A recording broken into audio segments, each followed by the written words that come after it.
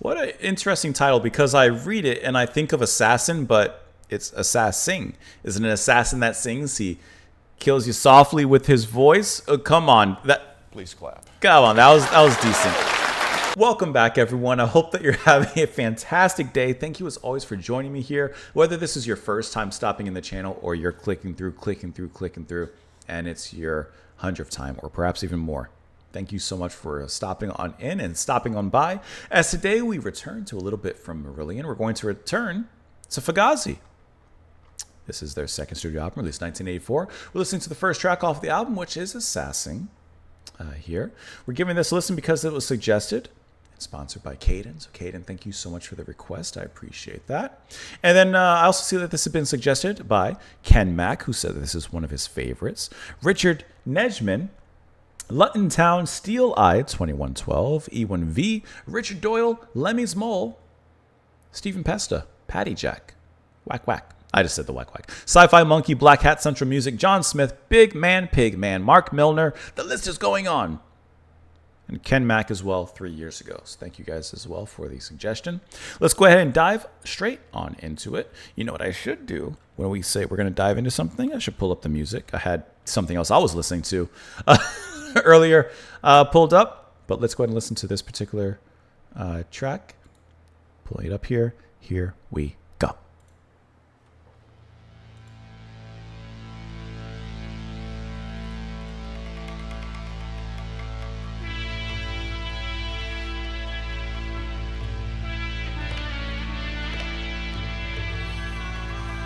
You know, I love tabla, so that's already a plus.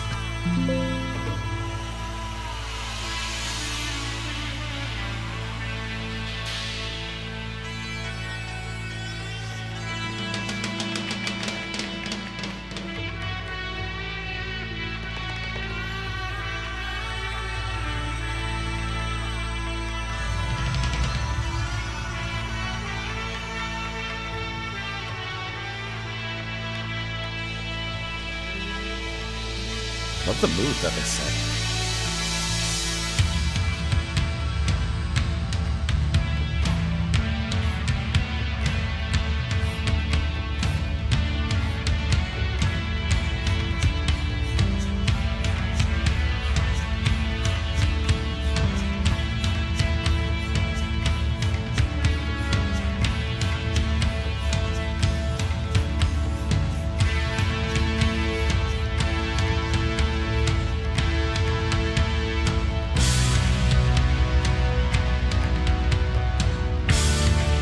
They really melded that really nice into their style.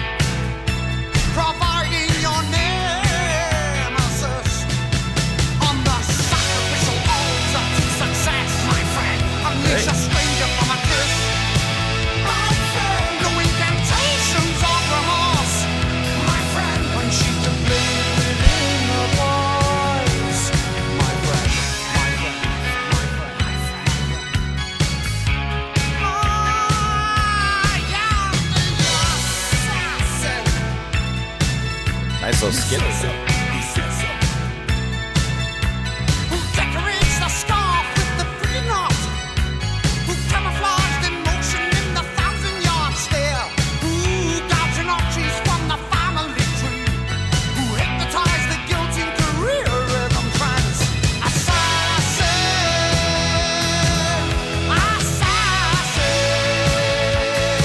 Like how the drumming came up there.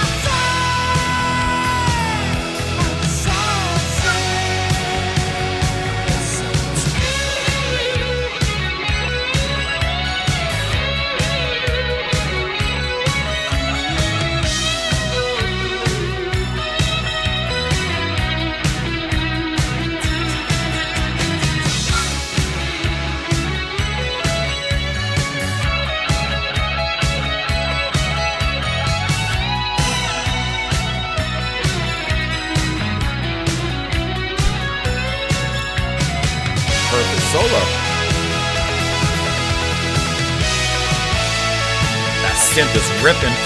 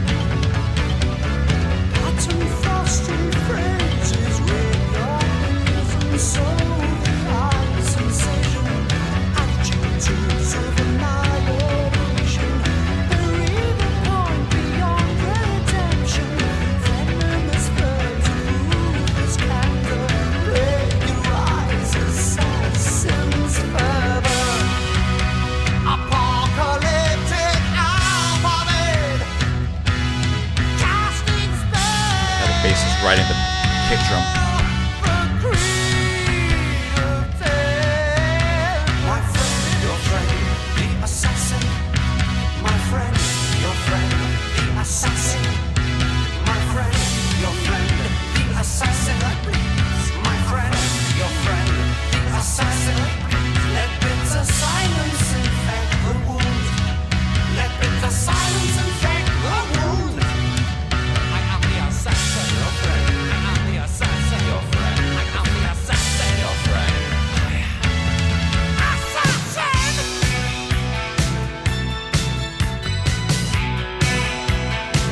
It's got a nice groove to it.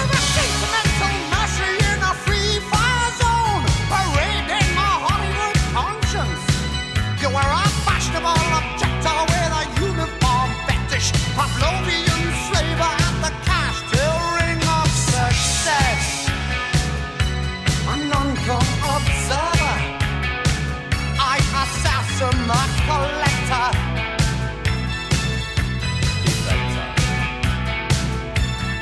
So you resign yourself to failure, my friend. The synth, man. The chilling stranger, my friend. To eradicate the problem, my friend. Unsheath the blade within the voice, within the voice,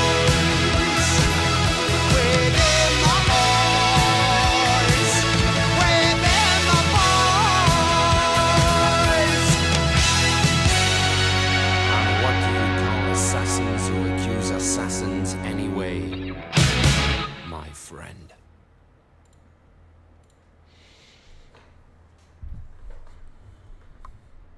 That's a great starting off track. That's a great entry point. I wanted to gather my thoughts for a second. The intro sets the scene perfectly. I mean, to me, it sounds like, very genuine instruments there. The tabla, the drone instrument, I always forget the name of. I want to say tambura, but I don't know if I'm correct. But that droning kind of Indian music sound, I always forget what it's called. The sitar sound. I think that they set it up wonderfully. That is a great opening. And while I'm looking at the personnel list and not necessarily seeing that, Mosley is playing tabla or, things like that, I mean, I have to imagine that they probably are, or maybe somehow they just recreated the sounds with guitars, synths, and everything. I don't know, but it sounds genuine to me. And I love that opening. I'm already biased towards that type of music. I love it, and I think that they do a great job of bringing that in to set a scene. And they use that to set the scene, but how nicely do they organically come off of that and begin to move into their progressive state and like what they do there. I'm going to pull the track back here really quick. I'm going to skip a little bit ahead. So, great scenery. Wonderful. No doubt about that. They can go in a lot of different directions. Drums first. So kind of pushing aside the tabla, pushing aside that percussion, and first introducing the drums. Okay, not a big leap from that scenery into where they're going to go. But that's a great organic way to kind of provide a transition there. Eventually the guitar is going to come in a little bit more.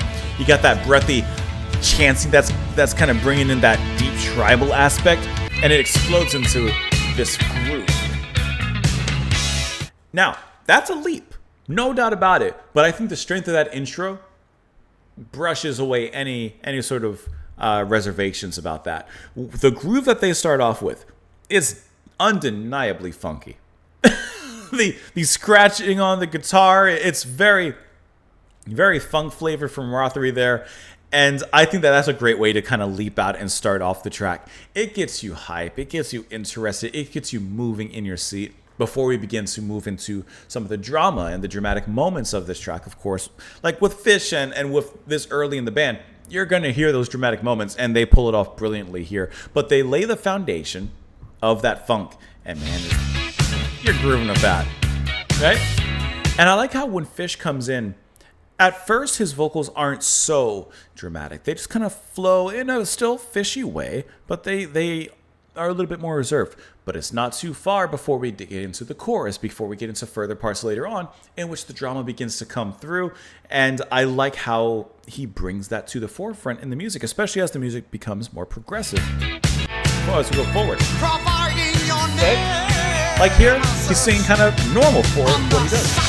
But this chorus is really fantastic. I love when the drums hit that.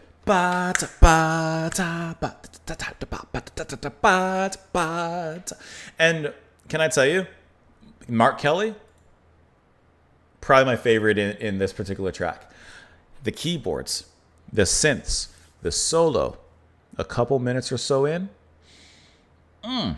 he just sets flame to the desert, just turning it to glass, just brilliant. He just, I love the sound that he chooses, and the way he plays it is very, very exciting. Let me pull that up here. That's Rothery. Where's that synth? It wasn't that far. Yeah.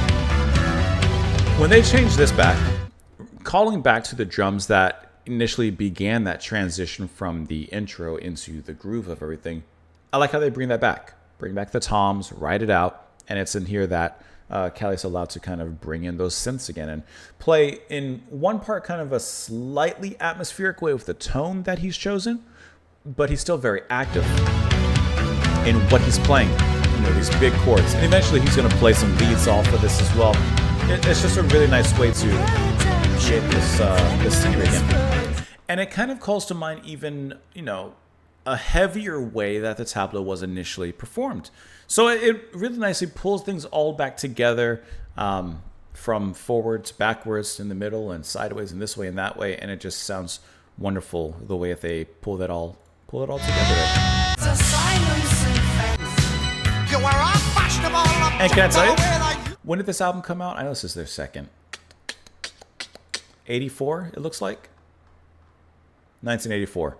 And you know what? Maybe it's because of the synths and because slightly of the groove of this track, it does have that a little bit of that 80s sound, but still retaining a spirit of the 70s as well. This is actually a good in-between.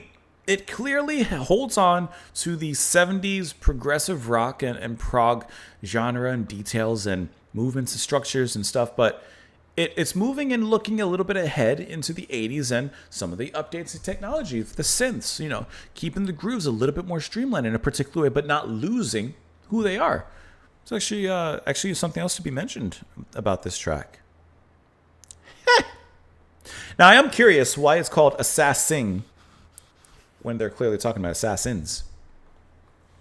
I am the assassin with tongue forged from eloquence. I'm the assassin providing your nemesis. On the sacrificial altar to success, my friend.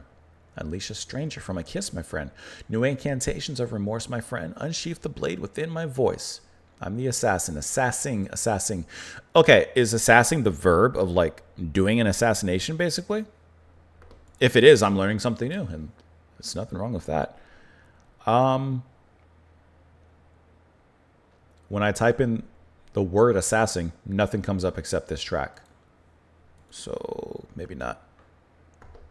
Who decorates the scarf from the Fuji knot?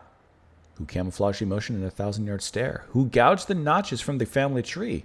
Who hypnotized the guilt in career rhythm trance? Assassing. Just betraying and killing with your voice, in a sense, as he mentions in the beginning. Unsheath the blade within my voice. That's where the true betrayal lies, and the true killing, in a sense.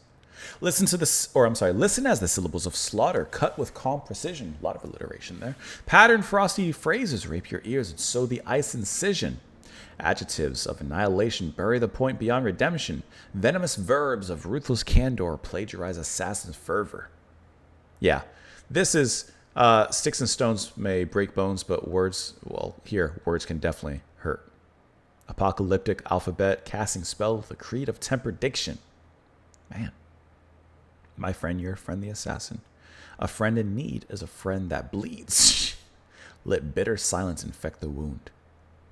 You were a sentimental mercenary in a free fire zone, parading a Hollywood conscience. You were a fashionable objector with a uniform fetish, Pavlovian slaver at the cash till ring of success. That's a great line. And non-com observer, I assassin the collector. So you resigned yourself to failure, my friend, and I emerged the chilling stranger, my friend. To eradicate the problem, my friend, unsheath the blade within the voice. Then he says, and what do you call assassins who accuse assassins anyway, my friend? I think this all just gets down to words hurt, man. And words can do a lot of damage. It's the second single from the album, reaching number 22 on the UK singles chart. The lyrics of the song, which feature a narrator character describing himself as an assassin, appear to concern character assassination. Lyrics full of metaphors alluding to verbal fighting. They're generally interpreted as a reference to the verbal arguments that preceded Marillion founder and drummer Mick Pointer's departure from the band.